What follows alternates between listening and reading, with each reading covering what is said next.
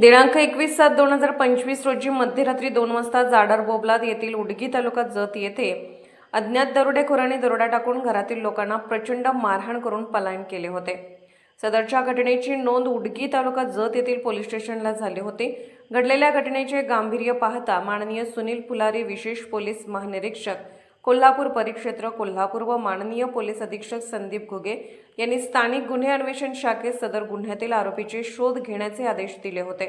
त्या आदेशाप्रमाणे पोलीस निरीक्षक सतीश शिंदे, स्थानिक गुन्हे अन्वेषण शाखा सांगली यांनी घटनास्थळावर तांत्रिक माहिती व इतर माहितीच्या आधारे आणि त्यांच्या स्टाफला मिळालेल्या गुप्त बातमीदारामार्फत सदरचा गुन्हा केलेल्याची खबर लागताच तात्काळ सदर गुन्ह्यातील आरोपी सुरेश मनोहर काळे वय वर्ष 55 राणा जत जिल्हा सांगली हा रेकॉर्डवरील गुन्हेगार असल्याने त्याला ताब्यात घेऊन विशेष कौशल्याने तपास केला असता सदरचा गुन्हा केल्याची कबुली दिली।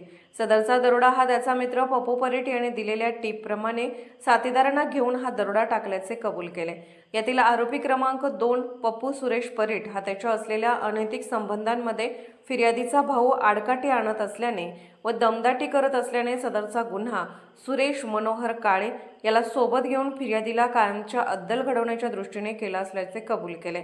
या कार्यवाहीमध्ये पोलीस सहाय्यक पोलीस निरीक्षक पंकज पवार, स्थानिक गुन्हे अन्वेषण शाखा सांगली, सहाय्यक पोलीस निरीक्षक संदीप काळे, उमदी पोलीस ठाणे व त्यांच्या स्टाफसह police head constable Nagesh Kharat, Sandeep Nalawade, Anil Kolekar, Amar Narale, Satish Mane, Dadappa Bandkar, Sagar Lavate, Sandeep Gurav, Mahadev Sagar Tingre, Machhindra Barde, Amsiddha Khot, Somnath Gunde, Uday Mali, Sandeep Gurav, Ganesh Shinde, Sushant Chile, cyber police ठाण्याकडील पोलीस शिपाई अभिजित पाटील, अजित पाटील इत्यादींनी भाग घेतला।